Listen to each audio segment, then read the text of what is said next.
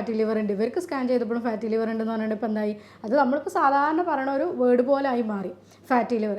അത്രക്കും മാറിയത് എന്തുകൊണ്ടാണ്? നമ്മളുടെ ഭക്ഷണശൈലി കൊണ്ട്, അതേപോലെ നമ്മളുടെ ജീവിതശൈലി ഇങ്ങനെയായി മാറി. അതുകൊണ്ടാണ് ഇപ്പോൾ ഇത് സ്വാഭാവികമായിട്ട് നമ്മളിപ്പോൾ ആരെ ടെസ്റ്റ് ചെയ്ത് നോക്കുകയാണെങ്കിൽ ചിലപ്പോൾ വേറെ എന്തെങ്കിലും ഒരു അസുഖത്തിന് വേണ്ടിയിട്ട് സ്കാൻ ചെയ്യുന്ന സമയത്തായിരിക്കും ഫാറ്റി ലിവർ ഉണ്ടെന്ന് കണ്ടുപിടിക്കുന്നത്. ആ കണ്ടുപിടിക്കണം തന്നെ ഗ്രേഡ് 2-ലൊക്കെയാണ് ഇപ്പോൾ കാണുന്നത്. അത്രയ്ക്ക് കോമൺ ആയിട്ട് വന്ന ഒരു സാധനമായി മാറിപ്പോൾ ഈ ഫാറ്റി ലിവർ അല്ലെങ്കിൽ കരൾ വീക്കം എന്നുള്ളത്. ഇതിനെ പറ്റിയിട്ടാണ് ഇന്ന് ഞാൻ പറയുന്നത്. ഞാൻ doctor Afiya Allur, senior consultant, doctor Basis homeo hospital, Pandikkad, Malappuram.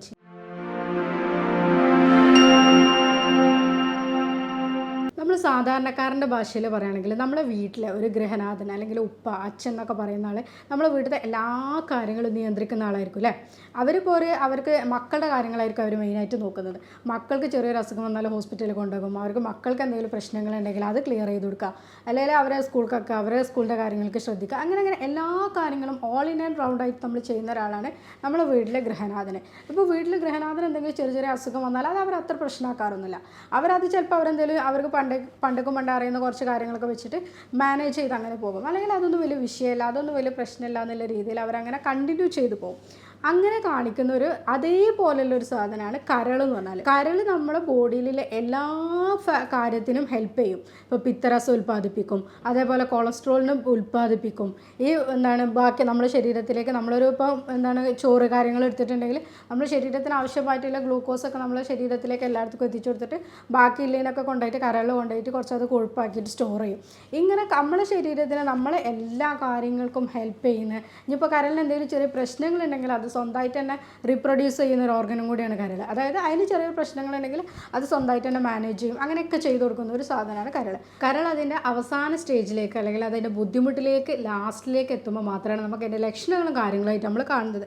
അപ്പോൾ മാത്രമാണ് നമ്മളിത് കരളിന് സിറോസിസ് ആയാലോ അല്ലെങ്കിൽ ക്യാൻസറിലേക്ക് പോയേക്ക് അല്ലെങ്കിൽ കരൾ വീക്കത്തിൻ്റെ തുടക്കമാണ്, ഇങ്ങനെ ഓരോ സ്റ്റേജിലേക്ക് നമ്മളിത് അറിയുള്ളൂ. പക്ഷെ ഇത് തുടക്കത്തിലേ നമുക്ക് ചിലപ്പോൾ ഇതിൻ്റെ ക്ഷീണങ്ങളായിട്ടോ അല്ലെങ്കിൽ എന്തെങ്കിലും അസ്വസ്ഥതകളോ കാര്യങ്ങളോ നമുക്ക് ഉണ്ടാവും. പക്ഷെ നമ്മളത് ഓൾറെഡി നമ്മൾ കരൾ തന്നെ ഇത് മാനേജ് ചെയ്ത് പോകുന്നതുകൊണ്ട് ഇത് നമ്മൾ അറിയുന്നില്ല. ഇവിടെ നമ്മൾ എന്താ വെച്ചാൽ മുന്നേ തന്നെ ഈ കാര്യങ്ങളൊക്കെ കണ്ടുപിടിക്കുകയാണെങ്കിൽ, അല്ലെങ്കിൽ ഗ്രേഡ് 2 ആണ് അല്ലെങ്കിൽ ഗ്രേഡ് 1 ആണ്, അങ്ങനെ അത് മുന്നേ കണ്ടുപിടിക്കുകയാണെങ്കിൽ നമുക്ക് ഈ അസുഖത്തിന് വേഗം തന്നെ നമ്മൾ ജീവിതശൈലിയിൽ മാറ്റങ്ങൾ വരുത്തുക, കുറച്ച് കാര്യങ്ങളൊക്കെ ശ്രദ്ധിച്ചാൽ നമുക്ക് മരുന്നൊന്നും ഇല്ലാതെ തന്നെ മാറ്റാൻ പറ്റും. പക്ഷേ ഇന്ന് എന്താ വെച്ചാൽ ഗ്രേഡ് 1 ഫാറ്റി ലിവർ കോമൺ ആയിട്ട് നമ്മൾ എല്ലാവരുടെ സ്കാനിങ്ങിൽ നോക്കുമ്പോൾ നമുക്ക് ഇപ്പോൾ ഹോസ്പിറ്റലിൽ വരുന്ന മിക്ക റിപ്പോർട്ടുകളും ചിലപ്പോൾ ഫൈബ്രോയിഡിന് വരുന്ന റിപ്പോർട്ടാകാം, അല്ലെങ്കിൽ PCODയിൽ വരുന്ന റിപ്പോർട്ടാകാം, വേറെ എന്തെങ്കിലും സ്കാനിങ്ങിൽ ഇപ്പോൾ നമ്മൾ മൂത്രശയക്കല്ല് അങ്ങനെ എന്തിനെങ്കിലും എടുക്കുന്ന സ്കാനിങ്ങിൻ്റെ റിപ്പോർട്ടിലും ഗ്രേഡ് 1 ഫാറ്റി ലിവർ. അപ്പോൾ കോമൺ ആയിട്ട് കാണുന്ന ഒരു ഇതായതുകൊണ്ട് ഗ്രേഡ് 1 ഉണ്ട് നിങ്ങൾ ശ്രദ്ധിക്കുക, ഈ രീതിയിൽ നമ്മളും പറയും. അവർ പറയുമ്പോൾ എന്താ വെച്ചാൽ ഗ്രേഡ് 1 ആണ് ഡോക്ടർ ശ്രദ്ധിക്കാൻ പറഞ്ഞത്, അത്രയേ ഉള്ളൂ. പക്ഷേ ഈ ശ്രദ്ധിക്കുക എന്നുള്ളത് അവരും ആ ഒരൊറ്റ വേർഡിലൂടെ അത് ഒഴിവാക്കണം. പക്ഷെ അങ്ങനെ അല്ലാണ്ട് ഈ ഗ്രേഡ് 1 ആണ്, അത് ഞാൻ 0ലേക്ക് തന്നെ പോകണം, അല്ലെങ്കിൽ അത് മൈൽഡായിട്ട് എനിക്ക് റിവേഴ്സ് ചെയ്യാൻ പറ്റണം എന്നുള്ള രീതിയിൽ നിങ്ങൾ ശ്രദ്ധിക്കണം. അപ്പോൾ ഇത് നമുക്ക് ഒരിക്കലും ഗ്രേഡ് 2ലേക്ക് പോകാതെ തന്നെ ഇത് ഒഴിവാക്കാൻ പറ്റും. ഒരു മുതിർന്ന ഒരാളുടെ കരൾ തന്നെ 1.5 കിലോ വരെ തൂക്കുണ്ട്. അപ്പോൾ ഇത് നമ്മൾ പറയുന്നത് വെച്ചാൽ രാസപരീക്ഷണശാലൻ്റെ ഒരു ഫാക്ടറി അല്ലെങ്കിൽ മെറ്റബോളിക് ഫാക്ടറി എന്നൊക്കെയാണ് കരളിനെ പറയുന്നത്. എന്തുകൊണ്ടാണെന്ന് വെച്ചാൽ ഇപ്പോൾ ഞാൻ പറഞ്ഞു പിത്തരസം ഉൽപ്പാദിപ്പിക്കാൻ അല്ലെങ്കിൽ കൊഴുപ്പ് ഇതാക്കാൻ വേണ്ടിയിട്ട് ഇതിനൊക്കെ ഹെൽപ്പ് ചെയ്യുന്ന ഒരു സാധനം കരളാണ്. കരൾ അവിടെ ഞാൻ ഇപ്പോൾ പറഞ്ഞാൽ ഓൾ ഇൻ റോളായിട്ട് അവിടെ ഇങ്ങനെ നിൽക്കുന്നതുകൊണ്ട് അതിന് എന്നെ എഫക്റ്റ് ചെയ്യുന്നതിന് കൂടുതലായിട്ട് എഫക്റ്റ് ചെയ്യുമ്പോൾ മാത്രമാണ് ലക്ഷണങ്ങൾ കാണിക്കുന്നത്. ഇപ്പോൾ നമ്മൾ പറഞ്ഞ രീതിയിൽ ഇപ്പോൾ ഇവിടെ എന്താ സംഭവിക്കണമെന്ന് വെച്ചാൽ നമ്മൾ ഇതിനൊരു 4 ഗ്രേഡായിട്ട് പറയാം. മൈൽഡ് എന്ന് പറഞ്ഞിട്ടുണ്ടെങ്കിൽ പ്രശ്നങ്ങളൊന്നുമില്ല, നമ്മൾ ഫാറ്റി ലിവറിൻ്റെ സ്റ്റാർട്ടിങ്ങിലേക്ക് ഫസ്റ്റ് നമ്മൾ എന്താ വെച്ചാൽ ഇപ്പോൾ ഒരു അരിഭക്ഷണം എടുക്കുക, അല്ലെങ്കിൽ ഇപ്പോൾ ഇങ്ങനത്തെ ഒരു നമ്മുടെ അന്നജമൊക്കെ കൂടുതലായിട്ട് അടങ്ങിയ ഒരു ഭക്ഷണം എടുത്തു. അപ്പോൾ അതിലുള്ള ഗ്ലൂക്കോസ് നമ്മുടെ ശരീരത്തിന് ആവശ്യമായിട്ടുള്ള എനർജിക്ക് ആവശ്യമായിട്ടുള്ള ഊർജ്ജം എല്ലായിടത്തേക്കും ഇപ്പോൾ നമ്മുടെ ബോഡി എത്തിക്കുന്നുണ്ട്. അതിന് കൂടുതൽ ഇപ്പോൾ ബാക്കിയുള്ള സാധനങ്ങൾ ഉണ്ടാവില്ല. അപ്പോൾ ബാക്കിയുള്ളത് കരൾ അത് കൊണ്ടുപോയിട്ട് കരൾ അത് കൊഴുപ്പാക്കി മാറ്റും. അത് കരളിൻ്റെ ഓരോ സെല്ലിലും അല്ലെങ്കിൽ കോശങ്ങളിലും അത് ഡെപ്പോസിറ്റ് ചെയ്തിട്ട് അങ്ങനെ വെക്കും. ഇവിടെ എന്താ വെച്ചാൽ നമ്മൾ കരളിന് താങ്ങാവുന്നതിൽ അപ്പുറം ഗ്ലൂക്കോസ് കൊടുക്കുന്ന സമയത്ത് അത് കോശങ്ങളിലൊക്കെ ബുദ്ധിമുട്ടായിട്ട് അതാണ് നമ്മുടെ ഈ കരൾ വീക്കം ആയിട്ടൊക്കെ അറിയപ്പെടുന്നത്. ഗ്രേഡ് 1 എന്താ സംഭവിക്കുകയെന്ന് വെച്ചാൽ 5 മുതൽ 8% വരെ ഫാറ്റ് അടിഞ്ഞുകൂടും. ഇവിടെ മൈൽഡ് ആയിട്ടുള്ള കീറ്റോസിസ് എന്നാണ് പറയുന്നത്. ഇവിടെ നമുക്കിത് റിവേഴ്സ് ചെയ്യാവുന്നതേ ഉള്ളൂ. കരളിനേക്ക് അത് കൊഴുപ്പ് കാര്യങ്ങളൊന്നും കൂടുതലായിട്ട് അടിഞ്ഞിട്ടില്ല. നമ്മളിപ്പോൾ നാവിലൊക്കെ ഒരു ഗ്രീസ് പരട്ടിയ പോലെ അല്ലെങ്കിൽ കുറച്ച് ചെറിയൊരു രീതിയിൽ കരളിൻ്റെ പുറത്തേക്കൊരു ഫാറ്റി ലെയർ ഇങ്ങനെ രൂപപ്പെടുന്നു, അത്രേ ഉള്ളൂ. ഗ്രേഡ് 2ലേക്ക് എത്തുമ്പോഴേക്ക് അതെന്താണെന്ന് വെച്ചാൽ കുറച്ചും കൂടി ഒരു ഇപ്പം നമ്മൾ പറഞ്ഞ മാതിരി കുമിളകൾ കാര്യങ്ങളൊക്കെ അടിഞ്ഞിട്ട് ഫാറ്റി ഡെപ്പോസിഷൻ കുറച്ചും കൂടി കൂടും. കരളിൻ്റെ കോശങ്ങളിലേക്കൊക്കെ ഓരോ കോശങ്ങളിലും ഈ ഫാറ്റി ഡെപ്പോസിഷൻ കൂടും. ഇപ്പോൾ ഈ ചിത്രത്തിൽ കാണുന്ന പോലെ തന്നെ ഓരോ രീതിയിലും ഇങ്ങനെ കരളിൻ്റെ സെല്ലുകളൊക്കെ ഒന്ന് പുറത്തേക്ക് നിൽക്കാൻ പറ്റും. ഈ ഗ്രേഡ് 2 നിങ്ങൾക്കുണ്ടെങ്കിൽ അത് ഒരിക്കലും ഗ്രേഡ് 3ലേക്ക് പോവാതെ നോക്കണം. തീർച്ചയായിട്ടും അത് ഗ്രേഡ് 1ലേക്ക് നിങ്ങൾ മാറ്റി വേണം. ഇവിടെയാണ് നമ്മൾ ഇതിൻ്റെ ഒരു ടേണിംഗ് പോയിന്റ് ആയിട്ട് പറയുന്നത്. ഗ്രേഡ് 2 ഗ്രേഡ് 3ലേക്ക് പോകുന്നില്ല എന്നൊന്ന് ഉറപ്പ് വരുത്തുക. അതേപോലെ ഗ്രേഡ് 1ലേക്ക് മാറാൻ വേണ്ടിയിട്ട് എല്ലാ കാര്യങ്ങളും ചെയ്യാം. ഇവിടെ നമുക്കത് എന്തായാലും നമുക്കതിനെ സ്റ്റോപ്പ് ചെയ്യാൻ പറ്റണം. പിന്നെ നമ്മൾ കുറച്ചൊക്കെ ഫുഡ് കാര്യങ്ങളൊക്കെ പറയും, അതെല്ലാം കൃത്യമായിട്ട് ശ്രദ്ധിച്ചിട്ടുണ്ടെങ്കിൽ നമുക്കത് ഒഴിവാക്കാൻ പറ്റും. ഗ്രേഡ് 2ൽ നമ്മൾ 12% അതിൻ്റെ ഫാറ്റി ഡെപ്പോസിഷൻ പറയുന്നത്. ഗ്രേഡ് 2ലേക്ക് എത്തുമ്പോഴേക്ക് അത് 15ലേക്ക് എത്തും. അപ്പോൾ അവിടെ എന്ന് വെച്ചാൽ ഫൈബ്രോസിസ് എന്ന് പറയും. അതായത് ഒരു ബാൻഡ് പോലെ കരളിന് ചുറ്റും രൂപപ്പെടും. ഇവിടെ എന്ന് വെച്ചാൽ നമുക്കറിയാം ബാൻഡൊക്കെ ആകുമ്പോൾ എന്ന് വെച്ചാൽ അത് വലിഞ്ഞു മുറുകി ഇങ്ങനെ നിൽക്കുക ചെയ്യുക. അപ്പോൾ കരളിലേക്ക് ചുരുക്കം വരിക ചെയ്യുക. ആദ്യം കരളിന് വീക്കാണ്, പക്ഷേ അത് കരളിലേക്ക് ചുരുക്കമായിട്ട് പിന്നെ ഇങ്ങനെ കരളിൽ ഷ്രിങ്ക് ചെയ്യാൻ തുടങ്ങും, കരളിൻ്റെ സൈസ് കുറയാൻ തുടങ്ങും, ഫംഗ്ഷൻ കുറയാൻ തുടങ്ങും. ഗ്രേഡ് 4ലേക്ക് എത്തുമ്പോഴേക്ക് ഫാറ്റി ഡെപ്പോസിഷൻ 15% മേലെ പോകും. കരൾ എന്തായാലും പ്രവർത്തനരഹിതമാകും. കരളിൻ്റെ ഫംഗ്ഷനും കാര്യങ്ങളൊക്കെ അത് നിർത്തിവെക്കും. അപ്പോൾ നമുക്ക് എന്തായാലും കരൾ മാറ്റിവെക്കലിലേക്കോ അല്ലെങ്കിൽ സിറോസിസിലേക്കോ കാര്യങ്ങളിലേക്കോ അത് പോകും.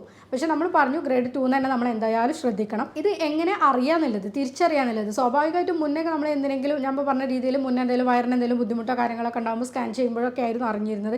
ഇന്ന് ആൾക്കാർ തന്നെ ഫാറ്റി ലിവർ ഉണ്ടോ എന്നുള്ള സംശയം കൊണ്ട് ഇടയ്ക്കിടയ്ക്ക് ടെസ്റ്റ് ചെയ്യുന്നവരുണ്ട്. ഇപ്പോൾ നമുക്ക് ഇപ്പോൾ ഒരു ഡോക്ടേഴ്സിനൊക്കെ എന്താ വെച്ചാൽ പേഷ്യൻ്റ് ഹോസ്പിറ്റലിൽ വരുന്ന സമയത്ത് തന്നെ മനസ്സിലാക്കാൻ പറ്റും. അരക്കെട്ടിൻ്റെ വണ്ണം കൂടുതലുണ്ടാവുക, അല്ലെങ്കിൽ അവർക്ക് കൂടുതലായിട്ട് ക്ഷീണം കാര്യങ്ങൾ വരിക, അല്ലെങ്കിൽ എപ്പോഴും ഒരു വീക്കാണ്, അല്ലെങ്കിൽ ഉറക്കം കൂടുതലാണ്, അല്ലെങ്കിൽ മുന്നേ ഞാൻ തടി ഉണ്ടായിരുന്നു പെട്ടെന്ന് മെലിഞ്ഞു, ഇങ്ങനെയൊക്കെ പറയുന്നുണ്ടെങ്കിൽ നിങ്ങളൊന്ന് ടെസ്റ്റ് ചെയ്ത് നോക്കൂ പറയുന്ന സമയത്ത് തന്നെ അവിടെ ഒരു ഫാറ്റി ലിവറിൻ്റെ കാണിക്കാറുണ്ട്. പിന്നെ നമുക്ക് ലിവർ ഫംഗ്ഷൻ ടെസ്റ്റ് ആയിട്ടുള്ള LFTയിൽ ഇതൊക്കെ തന്നെ മനസ്സിലാക്കാൻ പറ്റും. അതേപോലെ SGOT SGPT കാര്യങ്ങളൊക്കെ ചെക്ക് ചെയ്തിട്ടുണ്ടെങ്കിൽ ഇത് ഗ്രേഡ് 2 സിവിയറിറ്റിയിലേക്ക് പോകുന്നുണ്ടോ അല്ലെങ്കിൽ അത് കുറയുന്നുണ്ടോ എന്നുള്ളത് മനസ്സിലാക്കാൻ പറ്റും. ഓൾറെഡി നമ്മൾ ഫാറ്റി ലിവറാണെന്ന് ഡയഗ്നോസ് ചെയ്തിട്ടുണ്ടെങ്കിൽ പിന്നെ ഈ ലിവർ ഫംഗ്ഷൻ ടെസ്റ്റൊക്കെ ഇടയ്ക്ക് ചെയ്താൽ മതി. ഇടയ്ക്കിടയ്ക്ക് പോയിട്ട് സ്കാനിങ് ചെയ്യുന്നതിൽ വലിയ കാര്യമൊന്നുമില്ല. അതേപോലെ തന്നെ ടെസ്റ്റുകളായിട്ട് പിന്നെ നമുക്ക് MRI ചെയ്യാം. ഇപ്പോൾ പുതിയതായിട്ട് പിന്നെ ചെയ്യുന്നത് ഫൈബ്രോ സ്കാനാണ്. ഫൈബ്രോ സ്കാനിൽ ഇതിൻ്റെ ഓരോന്നിന് നമുക്ക് എത്ര സിവിയറിറ്റി ഓരോ കോശങ്ങൾക്കും എത്രത്തോളം ബുദ്ധിമുട്ടുണ്ടെന്നുള്ളതൊക്കെ ഈ സ്കാനിങ്ങിലൂടെ തന്നെ നമുക്ക് മനസ്സിലാക്കാൻ പറ്റും. ഫൈബ്രോസിസ് കാര്യങ്ങളൊക്കെ എത്ര വന്നിട്ടുണ്ടെന്നുള്ളതൊക്കെ മനസ്സിലാക്കാൻ പറ്റിയതാണ് ഫൈബ്രോ സ്കാൻ. ആർക്കൊക്കെയാണ് ഫാറ്റി ലിവർ വരാൻ കൂടുതലായിട്ട് സാധ്യത ഉള്ളത്? ഇങ്ങനെ നോക്കുകയാണെങ്കിൽ നമുക്കറിയാം ഒബീസിറ്റി എല്ലായിടത്തും ഇപ്പോൾ കൂടുതലായിട്ട് നമ്മൾ പറയുന്ന ഒരു ജീവിതശൈലി രോഗമാണ് ഒബീസിറ്റി എന്നുള്ളത്. അതിൽ പ്രത്യേകിച്ച് അരക്കെട്ടിൻ്റെ വണ്ണം കൂടുതലായിട്ടുള്ള ആൾക്കാർക്ക് ഇപ്പോൾ നമ്മുടെ ബോഡി പ്രൊപ്പോർഷൻ എടുക്കുന്ന സമയത്ത് ഇപ്പോൾ നമ്മൾ BMI എന്നൊക്കെ നോക്കില്ല, ഹൈറ്റ് വെയിറ്റ് പ്രൊപ്പോർഷൻ എടുക്കുന്ന സമയത്ത് ഇവർ ഹൈറ്റിനേക്കാളും ഇവർക്ക് വെയിറ്റ് ഹൈറ്റ് ടു വെയിറ്റ് നോക്കുന്ന സമയത്ത് വെയിറ്റ് കൂടുതലായിരിക്കും. അത് തന്നെ ഒബീസിറ്റി എപ്പോഴും വയറിൻ്റെ ഭാഗങ്ങളിൽ കൂടുതലായിട്ടുള്ള ആൾക്കാർക്ക് ഈ ഫാറ്റി ലിവർ വരാനുള്ള സാധ്യത കൂടുതലുണ്ട്. അതുപോലെ തന്നെ ഇപ്പോൾ കൂടുതലായിട്ടുള്ള ആൾക്കാർക്കും സെഡൻറ്ററി ലൈഫാണ്. ഇപ്പോൾ നമ്മൾ എവിടെയാണെങ്കിലും ഇരുന്ന് ഇങ്ങനെ ജോലി ചെയ്യുക, ടൈപ്പിംഗ് ആയിട്ടുള്ള ആൾക്കാർ ടൈപ്പ് തന്നെ ചെയ്തുകൊണ്ടേയിരിക്കുക, ഡ്രൈവിംഗ് ആയിട്ടുള്ള ആൾക്കാർ ഡ്രൈവിംഗ് തന്നെ ചെയ്തുകൊണ്ടിരിക്കുക, കണ്ടിന്യൂസ് ആയിട്ട് നമ്മളിപ്പോൾ എന്താണ് ജോലി അതന്നെ ഒരേപോലെ ഇരുന്ന് ചെയ്യുന്ന ആൾക്കാർക്ക് അവർക്ക് ഈ എക്സസൈസ് കാര്യങ്ങളൊക്കെ വളരെ കുറവായിരിക്കും.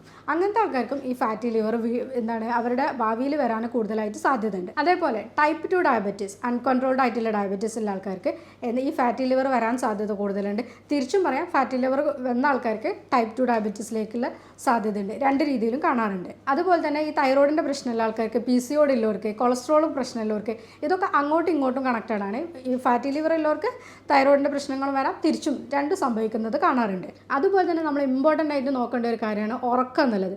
നമ്മൾ നന്നായിട്ട് ഉറങ്ങുന്ന സമയത്താണ് നമ്മൾ ഈ ഹോർമോൺസും കാര്യങ്ങളൊക്കെ പ്രൊഡ്യൂസ് ചെയ്യുന്നത്. അതേപോലെ തന്നെ അതിൻ്റെ ബാക്കി പരിപാടികളൊക്കെ നടക്കുന്നത്. മിനിമം നമ്മളൊരു 6 to 7 അല്ലെങ്കിൽ ഒരു 6 to 9 മണിക്കൂറൊക്കെ നല്ല രീതിയിൽ രാത്രി ഉറക്കം കിട്ടുന്ന ആൾക്കാർക്ക് ഇങ്ങനത്തെ നമുക്ക് ഈ ജീവിതശൈലി രോഗങ്ങളൊക്കെ ഒരുപാട് കുറക്കാൻ പറ്റും. പക്ഷേ ഇപ്പോൾ എന്താ വെച്ചാൽ നമ്മൾ രാത്രികൾ കൂടുതൽ ഫോണിൻ്റെ ഉപയോഗം അല്ലെങ്കിൽ ഒരുപാട് സ്ട്രെസ്സോ കാര്യങ്ങളോ ഉണ്ടാവുക അങ്ങനത്തെയൊക്കെ ഉണ്ടാകുന്ന സമയത്ത് ഈ രാത്രിക്കത്തെ ഉറക്കം കുറയും. അല്ലെങ്കിൽ അവരെന്നെ എന്താ വെച്ചാൽ ഉച്ചയ്ക്ക് ഇപ്പോൾ നല്ലോണം ഫുഡൊക്കെ കഴിച്ചിട്ട് ഇപ്പോൾ നന്നായിട്ട് ചോറോ കാര്യങ്ങളോ എടുത്തിട്ട് നന്നായിട്ട് ഉറങ്ങുക. അപ്പോൾ അത് രണ്ടും കോമ്പൻസേറ്റ് ചെയ്യാൻ പറ്റാത്തൊരു സാധനമാണ്. രാത്രി ഉറക്കമെല്ലാം ഉച്ചയ്ക്ക് നന്നായിട്ട് ഉറങ്ങും ചെയ്യുക, അതും ഭക്ഷണം നന്നായിട്ട് കഴിച്ചിട്ടാണ് ഈ ഉറങ്ങുന്നത്. ഇങ്ങനെ ഉണ്ടാകുമ്പോഴും ഈ ഫാറ്റി ലിവർ കൂടുതലായിട്ട് വരാനുള്ള സാധ്യത ഇവർക്ക് കൂടുതലാണ്. പിന്നെ ഇപ്പോൾ ഞാൻ പറഞ്ഞ രീതിയിലുള്ള ജീവിതശൈലി മാറ്റങ്ങൾ വന്നതാണ് അരിഭക്ഷണങ്ങൾ കൂടുതലായിട്ട് എടുക്കുക എന്നുള്ളത്. പക്ഷെ ഇപ്പോൾ പറയുമ്പോൾ എല്ലാവരും പറയും പണ്ടുള്ളവർ ഫുൾ അരിഭക്ഷണങ്ങൾ തന്നെയല്ലേ കഴിച്ചിരുന്നത്, അവർ 3 നേരം അരിഭക്ഷണമല്ലേ കഴിച്ചിരുന്നത് എന്നുള്ളത്. പക്ഷെ അവിടെ മാറ്റം എന്താണെന്ന് വെച്ചാൽ അവർ 3 നേരം അരിഭക്ഷണം കഴിച്ചിരുന്ന ആൾക്കാരാണെങ്കിലും കൂടെ അവരെന്താ വെച്ചാൽ അതിനനുസരിച്ചിട്ട് വെച്ചിട്ടുള്ള ജോലികളിലും കാര്യങ്ങളും ഏർപ്പെട്ടിരുന്നു.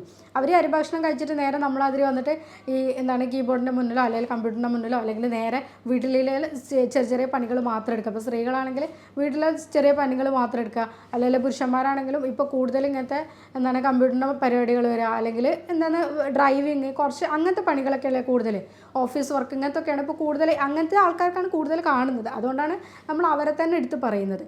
പക്ഷേ പണ്ടുള്ള ആൾക്കാരൊക്കെ എന്താ വെച്ചാൽ നന്നായിട്ട് ഇപ്പോൾ ഈ ചോറ് കാര്യങ്ങൾ കഴിച്ചിരുന്നാലും അവർ നേരെ പോയിരുന്നത് അവരുടെ പണികളിലേക്കാണ്. കൈക്കോട്ട് അങ്ങനത്തെ കാര്യങ്ങൾ, കൊത്തലും അതൊക്കെ കൂടുതൽ പണികൾ അവർക്ക് വന്നിരുന്നു.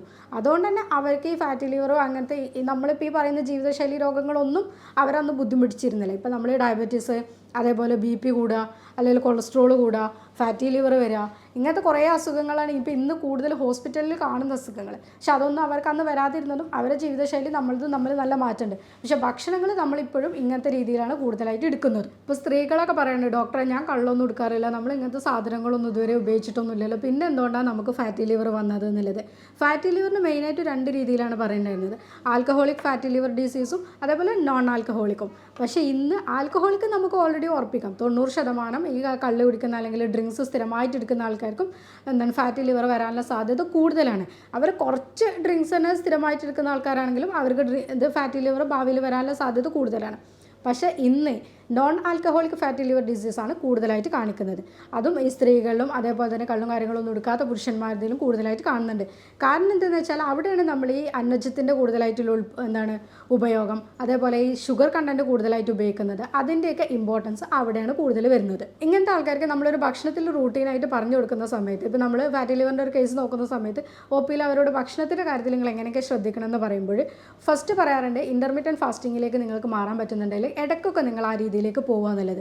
ഇവിടെ നമ്മളെന്താ വെച്ചാൽ 16 to 8 എന്നുള്ള രീതിയിലെടുക്കും. അതായത് 16 മണിക്കൂർ നിങ്ങൾ ഫാസ്റ്റിംഗ് എടുക്കുക, 8 മണിക്കൂർ നിങ്ങൾക്ക് ഭക്ഷണം കഴിക്കാം. ഈ 8 മണിക്കൂർ നമ്മളിതിനെ ഇരട്ടായിട്ട് ഭക്ഷണം എടുക്കരുത്.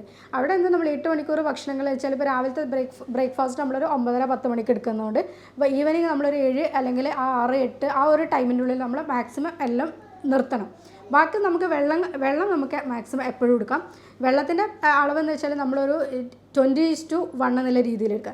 നമ്മൾ 20 കിലോ ആണ് വെയിറ്റ് എന്നുള്ളത് 1 ലിറ്റർ വെള്ളം എടുക്കുക. 40 കിലോ ആണെന്നുണ്ടെങ്കിൽ 2 ലിറ്റർ. അതിൻ്റെ അനുപാതികമായിട്ട് എന്തായാലും വെള്ളത്തിൻ്റെ ഇൻടേക്ക് കൂട്ടുക. ശരീരത്തിന് ആവശ്യമായിട്ടുള്ള വെള്ളം നമ്മൾ എടുക്കുന്നുണ്ടെന്നുണ്ടെങ്കിൽ കരളിൽ സ്റ്റോർ ചെയ്യുന്ന ഈ മാലിന്യങ്ങളും വേസ്റ്റ് പ്രോഡക്ട്സ് ഒക്കെ തന്നെ കരളിന് റിമൂവ് ചെയ്യാൻ സുഖമായിരിക്കും. അപ്പോൾ കരളിൻ്റെ പ്രവർത്തനങ്ങൾക്ക് വെള്ളം നിർബന്ധമാണ്. അതേപോലെ തന്നെ ഭക്ഷണങ്ങൾ നമ്മൾ രാവിലെ എടുക്കുന്ന സമയത്ത് ഇപ്പോൾ രാവിലെ നമ്മൾ ഒരു ഗ്രീൻ ടീ കൊണ്ടോ അല്ലെങ്കിൽ നല്ല ചൂടുവെള്ളം കൊണ്ടോ ഒക്കെ നമുക്ക് രാവിലത്തെ തുടങ്ങാം. അവിടെ എന്താ വെച്ചാൽ രാവിലെ തന്നെ നമ്മൾ എണീക്കുന്ന സമയത്ത് 2 ഗ്ലാസ് നമുക്ക് പറ്റുന്ന രീതിയിൽ ഇളം ചൂടുവെള്ളം എടുക്കാം, അല്ലെങ്കിൽ ഗ്രീൻ ടീ ആക്കാം. അവിടെ നമ്മൾ ഷുഗർ എന്തായാലും ഒഴിവാക്കുക. അതിന് കൂടെ തന്നെ അരിഭക്ഷണമായിട്ടുള്ള നമ്മളിപ്പോൾ രാവിലെ നമ്മളൊക്കെ ഭക്ഷണം എന്താ, പുട്ട്, അപ്പം, ഇടിയപ്പം, ദോശ ഇങ്ങനത്തെ സാധനങ്ങൾ, ഇതൊക്കെ എന്താ അരിഭക്ഷണമാണ്.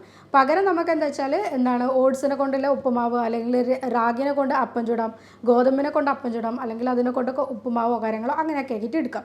രാവിലത്തെ നമ്മളുടെ ഭക്ഷണത്തിൻ്റെ കൂടെ നമുക്ക് കടല, പരിപ്പ്, ചെറുപയർ ഇങ്ങനത്തെ സാധനങ്ങളൊക്കെ കൂടെ എടുക്കാം. ഇതെടുക്കുമ്പോൾ നമുക്ക് ഒരു സമീകൃതാഹാരം എന്നുള്ള രീതിയിലും കൂടി കിട്ടും. അവിടെ കൂടെ ഷുഗറായിട്ടുള്ള നമ്മൾ ഒരു സാധനം എടുക്കുന്നില്ല, അത് നമ്മൾ തേനോ ശർക്കരയോ പഞ്ചസാരോ അങ്ങനെ എല്ലാ സാധനവും ഒഴിവാക്കാം. നമ്മൾ പഞ്ചസാര എടുക്കുന്നില്ല എന്ന് പറയുമ്പോൾ ശർക്കര ചായക്ക് ഇടട്ടെ എന്നുള്ള രീതിയിൽ ചോദിക്കുന്നതിൽ അർത്ഥമല്ല. പിന്നെ നമുക്കൊരു ഇടഭക്ഷണം, ഇതിൻ്റെ ഇടയിലൊക്കെ നമ്മൾ വെള്ളം കുടിക്കുന്നുണ്ട്, നമുക്ക് പറ്റുന്നത് ചൂടുവെള്ളം തന്നെ കുടിക്കാം. പിന്നെ ഇടയിൽ നമുക്കൊരു 11 മണിക്കൊക്കെ നമുക്കിപ്പോൾ സാധാരണക്കാരന് നട്ട്സോ കാര്യങ്ങളോ പറ്റുന്നില്ല എന്നുണ്ടെങ്കിൽ അവർക്ക് നമുക്ക് ഇടയിലുള്ള ഭക്ഷണങ്ങളായിട്ട് കട്ട് ഫ്രൂട്ട്സ് എന്തെങ്കിലും എടുക്കാം, മധുരം കുറഞ്ഞ് തന്നെ എടുക്കാൻ വേണ്ടിയിട്ട് ശ്രദ്ധിക്കാം, അല്ലെങ്കിൽ സലാഡ്സോ കാര്യങ്ങളോ അങ്ങനെ എന്തെങ്കിലും എടുക്കാം. ഇവ പറ്റുന്നുണ്ടെങ്കിൽ നമുക്ക് നല്ല നട്ട്സ് എടുക്കാം. ഇതിലെന്താ വെച്ചാൽ നല്ല ഫാറ്റ് കണ്ടൻ്റ് ആയിട്ടുള്ള നട്ട്സ് എടുക്കുന്നതിന് ഒരു പ്രശ്നമില്ല. നമുക്കിവിടെ LDL മാത്രമേ കുറക്കേണ്ട ആവശ്യമുള്ളൂ. HDL കൂട്ടുന്നതിന് ഒരു പ്രശ്നമില്ല. HDL കൂടുന്നത് തന്നെയാണ് നല്ലത്. അപ്പോൾ നട്ട്സോ ബദാമോ അങ്ങനെ എന്തെങ്കിലും സാധനങ്ങൾ 1-2 എടുക്കുകയാണെങ്കിൽ, അല്ലെങ്കിൽ നമ്മളതിനൊരു ചെറിയ പിടി എന്നുള്ള രീതിയിൽ എടുക്കുകയാണെങ്കിലും അത് നല്ലതാണ്. ഉച്ചക്കത്തെ ഭക്ഷണത്തിലേക്ക് പോകുന്ന സമയത്ത് നമ്മൾ മലയാളികളുടെ സാധാരണയായിട്ട് ഒരു ചോറ്, മീൻകറി ആയിക്ക്, കുറച്ച് മീൻ പൊരിച്ചത് ആയിക്ക്, കുറച്ച് ഉപ്പേരി കറികൾ എന്നുള്ള രീതിയിൽ നമ്മൾ പോകും. അതൊന്ന് നമ്മൾ കുറച്ചിട്ട് ചോറ് ഒരു പോർഷൻ മാത്രമാക്കുക. നമ്മളൊരു പ്ലേറ്റിന് 4 ഭാഗമായിട്ട് കട്ട് ചെയ്തിട്ട് ഒരു ഭാഗത്ത് ചോറ്, പിന്നെ ഒരു ഭാഗത്ത് പ്രോട്ടീൻ എന്തെങ്കിലും, ഇപ്പോൾ നമ്മൾ കടല അങ്ങനത്തെ സാധനങ്ങൾ എന്തെങ്കിലും ഇടാം. അതിൻ്റെ കൂടെ തന്നെ പിന്നെ ഒരു ഭാഗം വെജിറ്റബിൾ, ഒരു ഭാഗം ഫ്രൂട്ട്സ്. ഈ രീതിയിലേക്ക് പോകുക. കൂടെ തന്നെ നമുക്ക് വെള്ളം കുടിക്കണം. പിന്നെ ഇതിലെന്താണെന്ന് വെച്ചാൽ നമുക്ക് പൊരിച്ചത് കരിച്ചത് കാര്യങ്ങളൊക്കെ മാക്സിമം ഒഴിവാക്കുക. അതേപോലെ റെഡ് മീറ്റ്, പോർക്ക്, മട്ടൺ അങ്ങനത്തെ എല്ലാ സാധനങ്ങളും മീറ്റിൻ്റെ ഐറ്റംസിലൊക്കെ നമുക്ക് പരമാവധി കുറക്കാം. ചിക്കൻ നമുക്ക് എടുക്കാം, കറി വെച്ചിട്ട് തന്നെ മാക്സിമം എടുക്കാൻ ശ്രമിക്കാം. മീനുകൾ നല്ലതാണ്, അത് വലിയ മീനുകൾ ഒഴിവാക്കിയിട്ട് ചെറിയ മീനുകളിലൊക്കെ നമുക്ക് ഒമേഗ 3 ഫാറ്റി ആസിഡ് കണ്ടൻറ്റ് കൂടുതലായിട്ടുള്ളതുകൊണ്ട് അതെടുക്കാം. അതിൽ നമുക്ക് ചൂര, അയില, മത്തി അങ്ങനത്തെ സാധനങ്ങളൊക്കെ ചെറിയ മത്സ്യങ്ങൾ നല്ലതാണ്. ഫ്രൂട്ട്സ്, വെജിറ്റബിൾസിൽ ഇപ്പോൾ നമ്മൾ പറഞ്ഞതിൽ വെജിറ്റബിൾസ് നമുക്ക് സലാഡ്സുകൾ കൂടുതലായിട്ട് ഉപയോഗിക്കാം. ഈ കക്കരിക്ക, വെള്ളരിക്ക, അതേപോലെ ക്യാരറ്റ്, ബീട്രൂട്ട് നല്ലതാണ്. ഇങ്ങനത്തെ കറികളൊക്കെ നമുക്ക് സലാഡ്സുകളായിട്ട് ഉപയോഗിക്കാം. തൈര് മിക്സ് ചെയ്യുന്നതിന് നല്ലതാണ്. ഇതിലിപ്പോൾ ഫ്രൂട്ട്സിൻ്റെ ഭാഗത്തിലേക്ക് വരികയാണെന്നുണ്ടെങ്കിൽ മധുരമായിട്ടുള്ള ഫ്രൂട്ട്സുകൾ പരമാവധി ഒഴിവാക്കിക്കൊണ്ട് അല്ലാത്തതൊക്കെ നമുക്കിതിൽ എടുക്കാം. ഇനി വൈകുന്നേരങ്ങളിൽ നമ്മൾ ഇതേപോലെ ചായൻ്റെ കൂടെ എന്തായാലും പൊരിച്ചതായിട്ട് എന്തെങ്കിലും കടികളുണ്ടാകും. പിന്നെ എന്തെങ്കിലും രീതിയിൽ ഇപ്പോൾ പൊരിച്ച കടികളാണല്ലോ കൂടുതലായിട്ട് വൈകുന്നേരങ്ങളിൽ വരുന്നത്. അല്ലെങ്കിൽ നമ്മൾ എടുക്കുന്നത് ബേക്കറി ഐറ്റംസാണ്. രണ്ടും വേണ്ട, അതിൻ്റെ കൂടെ നമുക്ക് എന്തെങ്കിലും സലാഡ്സ് ഉപയോഗിക്കാം. അല്ലെങ്കിൽ ഒരു ഗ്രീൻ ടീ അതിൻ്റെ കൂടെ തന്നെ, അല്ലെങ്കിൽ മധുരമിടാതെ എന്തെങ്കിലും ടീയോ കാര്യങ്ങളോ എടുക്കാം. ചൂടുവെള്ളം ആയാലും അങ്ങനത്തെ ഏതായാലും കുഴപ്പമില്ല. പിന്നെ അതിൻ്റെ കൂടെ തന്നെ നമുക്ക് ബിസ്ക്കറ്റുകളിലൊക്കെ എന്ന് വെച്ചാൽ ഒറ്റ ബിസ്ക്കറ്റിൽ 50 ഗ്രാമോളം കലോറി ഉണ്ട്. നമ്മളവിടെ ആവശ്യമില്ലാത്തൊരു കലോറിയാണ് എടുക്കുന്നത്. അതോടുകൂടി തന്നെ ചില ബിസ്ക്കറ്റുകളൊക്കെ നമ്മൾ കണ്ടിട്ടുണ്ടെങ്കിൽ ഷുഗർ അതിൻ്റെ മേലെ കൂടി തന്നെ വിതറിയിട്ടുണ്ടാകും. ഉള്ളിൽ ഓൾറെഡി ഷുഗറും മൈദയും കാര്യങ്ങളൊക്കെയാണ് ഇൻക്ലൂഡ് ചെയ്തത്, പുറമേ ഷുഗർ വിതറുന്നുണ്ടാവും. അപ്പോൾ അങ്ങനത്തെ ബിസ്ക്കറ്റുകൾ കാര്യങ്ങളൊക്കെ പരമാവധി ഒഴിവാക്കുക. ബേക്കറി ഐറ്റംസ് എന്തായാലും വേണ്ട. അങ്ങനെ നമ്മൾ വൈകുന്നേരത്തത് കഴിഞ്ഞു. പിന്നെ നമ്മൾ ഈവനിങ്ങിലേക്ക് പോകുമ്പോൾ രാത്രിക്കത്തെ ഭക്ഷണം ഒരു 10 മണി അല്ലെങ്കിൽ 11 മണി എന്നുള്ള രീതിയിലേക്ക് പോവാണ്ട് മാക്സിമം നേരത്തെ കഴിക്കുക. നിങ്ങൾക്കൊരു പറ്റുന്നതാണെങ്കിൽ 7, ഇപ്പം നമ്മൾ ഇൻ്റർമീഡിയറ്റ് ഫാസ്റ്റിങ്ങിൻ്റെ സമയത്ത് പറയുന്നത് ഇതിൽ 7 അല്ലെങ്കിൽ 6 മണിക്ക് നൈറ്റിലെ ഫുഡ് കുറക്കണം. അത് ഒരുപാട് ഫുഡിലേക്ക് നൈറ്റ് പോകാതെ നമുക്ക് രാത്രി ചപ്പാത്തിയോ അല്ലെങ്കിൽ ഇപ്പം നമ്മൾ രാവിലെ കഴിച്ചതിൻ്റെ പോലെ തന്നെ അല്ലേ റാഗിൻ്റെത് അല്ലെങ്കിൽ ഓട്സിൻ്റെത് അങ്ങനത്തതൊക്കെ കഴിക്കാം. അല്ലെങ്കിൽ സലാഡ്സുകൾ കൂടുതലായിട്ട് ഉൾപ്പെടുത്തുക. ഇങ്ങനെയൊക്കെ ആകുമ്പോൾ നമുക്ക് രാത്രി ഒരുപാട് വിശക്കില്ല, കാര്യങ്ങളൊക്കെ ഒഴിവാക്കാൻ പറ്റും. പിന്നെ രാത്രി നല്ല രീതിയിലുള്ളൊരു ഉറക്കം കിട്ടും. പിന്നെ ഈ ഒരുപാട് ഫുഡ് എടുത്തിട്ട് ഉറങ്ങുന്നതിനേക്കാളും നല്ലതാണ് നമ്മളൊരു ഉറങ്ങുന്നതിൻ്റെ 2 മണിക്കൂർ തന്നെ മുന്നേ ഫുഡ് എടുത്തിട്ട് നമ്മൾ ഉറക്കത്തിലേക്ക് പോകുക എന്നുള്ളത്. അപ്പോൾ നമ്മളുടെ സ്ലീപ്പ് നല്ലതാകും. രാത്രിക്കത്തെ ഭക്ഷണങ്ങളിലും കൂടുതലായിട്ട് സലാഡ്സ് എന്തായാലും ഉൾപ്പെടുത്താം. പിന്നെ കട്ട് ഫ്രൂട്ട്സ് നിങ്ങൾക്ക് ഇഷ്ടമുള്ള രീതിയിൽ ഉപയോഗിക്കാം. എന്തായാലും ഒരു 9-10 മണിയിലേക്ക് പോകാണ്ട് നേരത്തെ തന്നെ ഇതൊക്കെ കഴിക്കുക എന്നുള്ളത് ശ്രദ്ധിക്കുക. ഇപ്പം നമ്മൾ പറഞ്ഞ എല്ലാ ഭക്ഷണങ്ങളിലും നോക്കുകയാണെന്നുണ്ടെങ്കിൽ ഫാറ്റ് കണ്ടൻറ്റ് കൂടുതലായിട്ടുള്ള ഭക്ഷണങ്ങൾ ഒഴിവാക്കുക. അതുപോലെ തന്നെ മധുരം കൂടുതലായിട്ടുള്ള എല്ലാ ഫുഡ്സും ഒഴിവാക്കുക. ഇപ്പോൾ ജങ്ക് ഫുഡായിട്ടുള്ളത്, അതേപോലെ തന്നെ ആഡഡ് ഷുഗേഴ്സ് ആയിട്ടുള്ള നമ്മളിപ്പോൾ കൊക്കോകോള, പെപ്സി അങ്ങനത്തെ സാധനങ്ങളൊക്കെ വരുന്നത്. അതേപോലെ ഇപ്പോൾ പേസ്ട്രിയിലൊക്കെ കൂടുതലായിട്ട് ഉപയോഗിക്കാവുന്നതാണ് ട്രാൻസ് ഫാറ്റ് എന്നുള്ളത്. ഇപ്പോൾ നമ്മൾ സാധാരണ ഫാറ്റ് കൊഴുപ്പായിട്ടുള്ള സാധനം നമ്മൾ ലിക്വിഡ് പോർഷനിൽ കിട്ടുന്നതിന് പകരം ഹൈഡ്രോജിനേറ്റഡ് ഓയിൽ ആഡ് ചെയ്തിട്ടുള്ളത് ഇവർ കട്ട് ചെയ്ത് സോളിഡായിട്ട് കിട്ടും. അപ്പോൾ ഇങ്ങനത്തെ ഫാറ്റ് ഇപ്പോൾ നമ്മൾ വനസ്പതി ഇങ്ങനത്തെ സാധനങ്ങളൊക്കെ പറയുന്നത്. അപ്പോൾ അവിടെ എന്താണെന്ന് വെച്ചാൽ നമ്മുടെ ഓൾറെഡി അത്രയും അൺസാച്ചുറേറ്റഡ് ഫാറ്റാണ് നമ്മുടെ ബോഡിയിൽ കയറി വരുന്നത്.